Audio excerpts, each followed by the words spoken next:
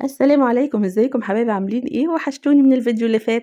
النهارده بقى هنعمل مع بعض حلقة كده مختلفة، نطلع برّه الأكل شوية، نعمل مشروبات. هاعمل لكم النهارده عصير شايفين أصلًا شكله إزاي جذاب، هاعمله لكم بطريقة حلوة وجميلة وهيجذب الولاد إن هم يشربوه. يالّا نشوف عملنا الجمال ده إزاي، كمّلي معايا الحلقة علشان هاقول لِك فوايد كل حاجة حطيناها في العصير.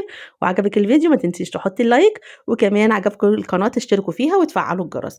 يالّا بينا ونعمل share بقى كتير للفيديو عشان الكل يستفاد من الفيديو النهارده.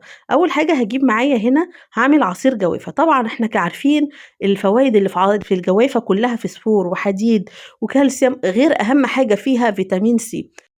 وتعرفوا بقى إن الجوافة الفيتامين سي فيها أقوى من البرتقان ب4 مرات. دي كلها فوايد شايفين هنحطها لأولادنا اللي ما بياكلوش الجوافة، هنعملها لهم بالعصير، وكمان هنغيّر الطعم اللي ما بيحبش الجوافة لوحدها، وهنخلّيها ليها قيمة غذائية أكتر بكتير بطريقة حلوة جدًا وجذابة جدًا، وعصير طعمه خطير، أي حد ما بيشربش العصير هيشربه.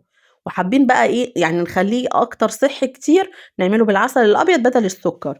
تمام، دي على حسب بقى رغبتكم أنتم. هنا صفّيت العصير بتاعي بعد ما أخفقته كويس جدًا في الخلاط.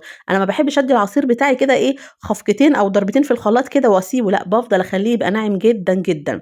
تاني حاجة بقى هنروح لها وفوايد الرُمّان، وعلينا وعلى الرُمّان في الموسم بتاعه ده، بُصّي بقى فيه فيتامين سي وفيه فيتامين أ، وبُصّي ومليان الرُمّان ليه مكافحة في المواد السرطانية، الخلايا السرطانية، وغني بمعدن الحديد.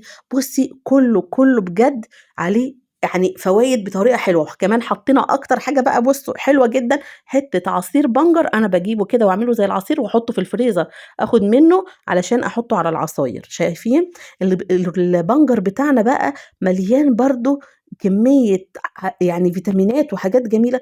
أول حاجة بيبطئ خلايا السرطانية، يعني ربنا يعافينا يا رب كلّنا جميعًا. بيساعد في تدفق الدم ده نحو الدماغ، ده بيخلّينا دلوقتي بيبقى عندنا إيه، عندنا عملية إدراك كويسة، وبيقلل كمان الالتهاب في الجسم، يعني فوايده بجد خطيرة. يعني النهارده العصير بتاعنا فوايد في فوايد في فوايد. عملت بقى هنا إيه، طبعًا عصير الرُمّان جاهز معايا، عصير الجوافة، ومعايا حبّة من الرُمّان للي بيحبّوا كده، لإن بذر الرُمّان برضه ليه فوايد، ما ننساش إن بذر الرُمّان لوحده فيه فوايد.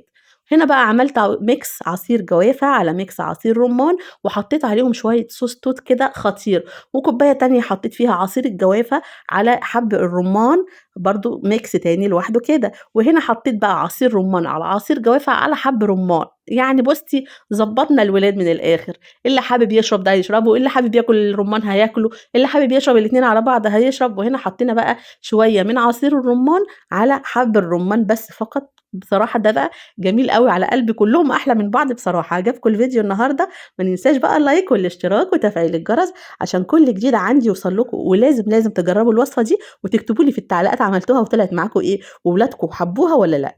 شايفين؟ بجد شكل العصير بقى والميكس كده الرُمّان مع الفراولة مع الصوص اللي أنا حطيته بتاع التوت.